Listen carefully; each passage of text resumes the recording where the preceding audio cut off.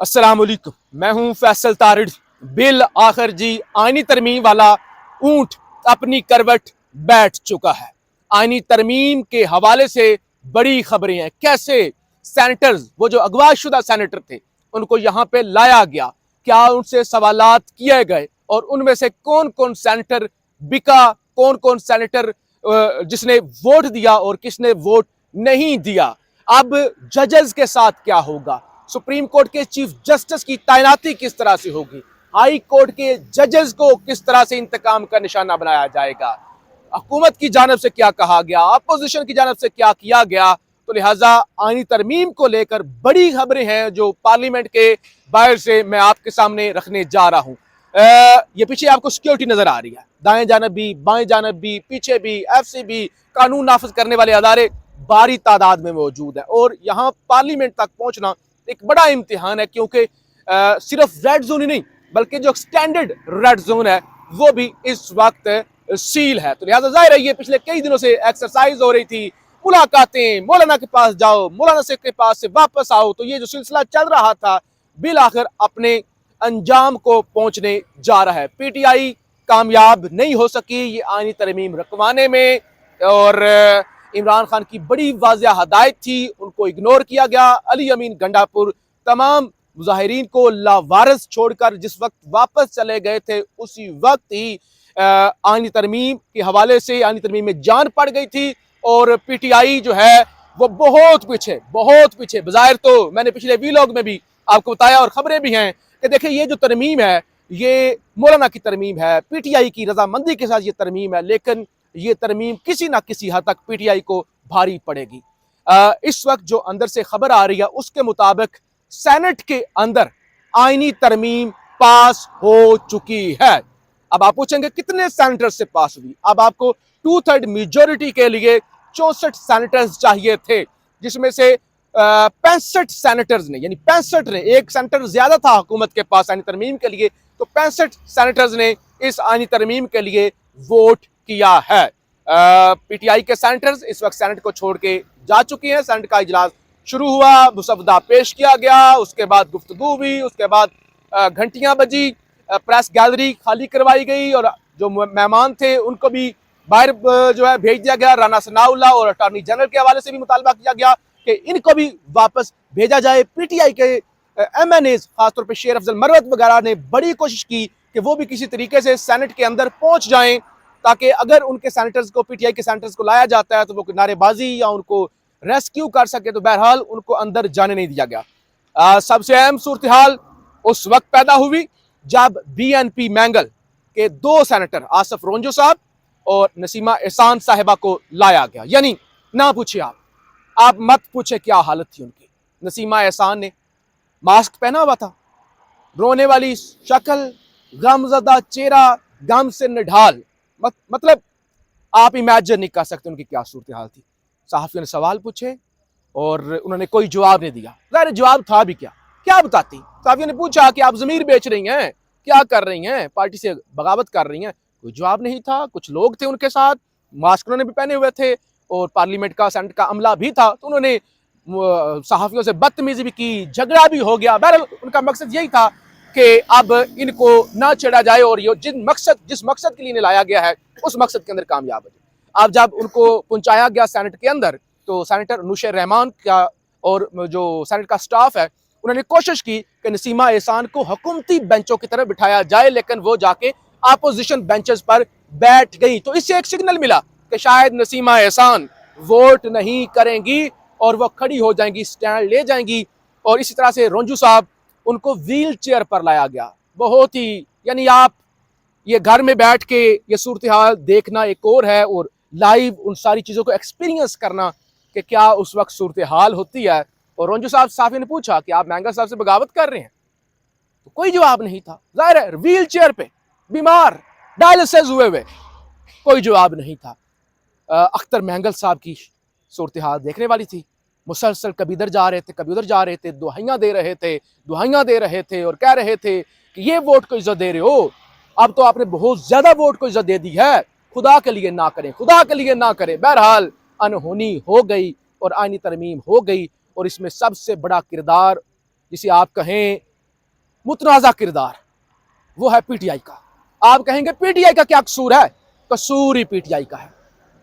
अगर खान की हदायत पर अमल किया जाता, अगर अली अमीन गंडापुर मुजाहिरीन को लावारिस छोड़कर ना जाते तो आज ये दिन ना देखना पड़ता। मैंने पिछले व्लॉग में बताया कि अगर चाहिए जो मुसवदा है वो पीटीआई की रजामंदी से और मौलाना साहब की रजामंदी से जो है वो लाया गया है, सर कुचल दिया गया है, खतरनाक तरमीमें जो थी वो निकाल दी गई हैं, लेकिन उसके बावजूद ये बड़ा खतरनाक है और ये पीटीआई का पीछा करेगा। ये इमरान खान की मुश्किलात में इजाफा करेगा और यकीनी तौर पे इसमें जो बड़ा कसूर होगा बिलाखिर वो पीटीआई का अपना ही होगा। अब ज़रा मैं सूरत हाल आपके सामने रख दूं कि इस तरमीम के अंदर क्या है, क्या वाक़यात यहाँ पे पेश आए हैं। एक तो ये है कि पीटीआई के सेंटर पेश नहीं किया गया। अच्छा, ये सबसे अहम चीज़ है। आप पूछना चाह रहे होंगे कि पीटीआई के सेंटर, तो पीटीआई के सेंटर्स नहीं, असल में तादाद पूरी हो गई थी। तादाद तो जब मौलाना ने हमायत कर दी और फिर बीएनपी वाले सेनेटर भी आ गए तो पीटीआई को पेश नहीं किया गया। हो सकता है कुछ एमएनएस को लाया जाए, अगर कौमी असम्बली के अंदर भी तरमीम आती है तो बहरहाल पीटीआई वालों को आज नहीं लाया गया, लेकिन वो तमाम चेहरे जरूर एक्सपोज हो चुके हैं जिन्होंने खान के साथ गद्दारी की है। और अब सूरत हाल ये है कि तहरीक इंसाफ ने अपने तमाम सेंटर्स के दस्तखतों के साथ दस्तावेज पेश की और कहा कि हमने पहले ही सिग्नेचर ले लिए थे, हमारा कोई भी अगर सेनेटर वोट करेगा तो वोट काउंट नहीं होगा। ये बैरिस्टर अली जफर की जानिब से खड़े होकर कहा गया, जिनके चीफ जस्टिस पाकिस्तान के लिए 3 जजेस का जनाब बताया जा रहा है। पैनल आएगा और इसी तरह से उस पैनल की मंजूरी जो है वो उसमें से एक की देगा, जो एक पार्लिमानी कमेटी होगी 12 अरकान पर मुश्तमिल, 6 अपोजिशन 6 हुकूमत वाले। और इसी तरह से जुडिशल कमीशन की हैत भी तब्दील कर दी गई है। नहीं, अब जुडिशल कमीशन जो नया होगा उसकी सूरत हाल ये होगी, चीफ जस्टिस होंगे, 4 सीनियर जजेस होंगे, अटॉर्नी जनरल होंगे, वजीर कानून होंगे, 2 अरकान अपोजिशन के होंगे और 2 अरकान हुकूमत के होंगे, नुमाइंदा एक बार का होगा और एक स्पीकर का नामजद करदा खातून या अकलियत का मेंबर होगा। बैरिस्टर अली जफर ने जो गुफ्तगू की है वो कहती हैं अगर इत्तफाक राय से आइन साजी नहीं होती तो वो आइन अपनी मौत आप मर जाता है और मरते मरते कौम को भी बड़ा नुकसान पहुंचाता है। शेर अफजल मरवत ने कहा कि आज जो कह रहे हैं ना कि तरमीम बड़ी अच्छी है, मुस्तकबिल के लिए है, अदलिया के लिए है, फलां के लिए, धमका के लिए, एक दिन ये खुद रोएंगे और ये कहेंगे ये तरमीम वापस लेनी चाहिए, हमने बहुत बड़ी गलती कर दी थी। तो बहरहाल सहाफ़ियों के साथ इस वक्त जो है बड़ा नारवा रवैया अहमद वली खान ने इंतहाई, जिसे कहते हैं ना कि तारीख की गलत साइड पर आप खड़े होके और उस तारीख की गलत साइड पर खड़ी होके आप इंतहाई बदमाशी के साथ और उसका दिफा करें, तो वो वाली उन्होंने तकरीर की। उन्होंने कहा कि लोग हमें याद करेंगे कि हमने साकिब निसार, जस्टिस गुलजार और खोसा जैसे जजेस के मुस्तकबिल में तकर्री रोक दिया, हमें इस पर फख्र है। बानी पीटीआई जो है वो हमने जेल में डाल के बाकी पूरे मुल्क को बचा लिया है। तो मैं जो है मिन्नतें करता हूँ बैरिस्टर गोहर की कि वो खुद पार्टी के चेयरमैन मुकम्मल तौर पे बन जाए। ये क्या इन्होंने लगाई होती है बानी बानी बानी पीटीआई, तो बानी पीटीआई की आप कहानी वो कहते हैं कि खत्म हो गई है इस तरमीम के बाद, तो बिल्कुल ही खत्म होगी। आर्टिकल 63A के हवाले से खबर आपको दी थी कि उसमें भी तरमीमें जो है तरमीम तजवीज़ की गई थी कि नाअहली अगर कोई फ्लोर क्रॉसिंग करता है तो नाअहली नहीं होगी, तो लिहाजा वो भी ड्रॉप कर दी गई है, तो लिहाजा अब 63A में तरमीम नहीं होगी। इसके अलावा पीटीआई वालों का मैंने आपको बता दिया कि जाने की उन्होंने कोशिश की सेनेट के अंदर और उनको जाने नहीं दिया गया। और इस वक्त जो सबसे अहम सूरत हाल है जजेस के हवाले से ज़रा मैं वो आपके सामने रख दूं कि हुआ क्या है। एक तो बैरिस्टर अली जफर ने कहा कि लोगों के बीवी, बच्चे, बहनें और भाइयों को उठाकर लोगों को खरीद कर जदोकोब करके वोट लेना, जुल्म ढहाकर वोट लेने का अमल इत्तफाक राय नहीं है। ये जो आप कह रहे हैं इत्तफाक राय, तो ये इत्तफाक राय नहीं है। अब जरा मैं आपको बता दूं कि हाई कोर्ट के जजेस के साथ क्या होगा, वो जिन्होंने खत लिखे थे, यानी किस तरह से गला घोंटा गया। अभी ये नरम तजवीज तरमीम है, अभी ये नरम तरमीम है, अभी वो जिसे कहते हैं सांप कुचल दिया गया है। उसके बावजूद हाई कोर्ट इस तरमीम के बाद सो मोटो नहीं ले सकेगी। सेनेट में पेश की गई तरमीम में से आर्टिकल 199 के अंदर भी तरमीम की गई है और इसके अलावा तरमीम के बाद हाई कोर्ट के जज अपने दायरा इख्तियार से तजावुज नहीं कर सकेंगे। वो जैसे आपको पता है, जैसे बाबर सत्तार ने एजेंसीज के हवाले से और वो सारा फैसला दिया था और कहा था कि जिस दायरा इख्तियार तजावुज, तो लिहाजा सुप्रीम कोर्ट के चीफ जस्टिस के हवाले से, तैनाती के हवाले से भी वारदात और पैनल वाला मामला और हाई कोर्ट के जजेस के भी पर काट दिए गए हैं। तो ये जनाब सूरत हाल है।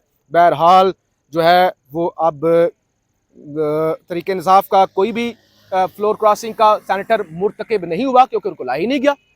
नंबर वैसे ही पूरे हो गए थे तो उनको लाया ही नहीं गया। सैनिटर जरका को, सलीम साहब को तो उनको नहीं लाया गया, लेकिन बीएनपी वाले बेचारे दोनों सैनिटर्स को इस्तेमाल कर लिया गया है। तो अब देखना यह है कि इस तरमीम के बाद देखें, जो होना था सो हो गया, जैसे भी हुआ हो गया। अब देखना यह है ये जो जजेस के इख्तियारात और खासतौर पे सुप्रीम कोर्ट के हवाले से, जुडिशल कमीशन के हवाले से, और जजेस की तैनाती वाला मामला, जो आपकी चीफ जस्टिस की तैनाती वाला मामला हुकूमत ने और खासतौर पे पार्लिमानी कमेटी ने अपने पास ले लिया, इस पर वकला का क्या रद्द अमल होगा। यानी सबसे अहम चीज ये होगी कि वकला का इस पर क्या रद्द अमल होगा। बहरहाल आज एक तारीखी दिन, आज सेनेट में आईनी तरमीम के नाम पे शब खून मार दिया गया है और एक यरगमाली तरमीम जो है वो इस वक्त पास हो चुकी है। अल्लाह इस मुल्क पर रहम करे। मजीद भी यहाँ से तफसीलात आपको बताते रहेंगे। पाकिस्तान जिंदाबाद।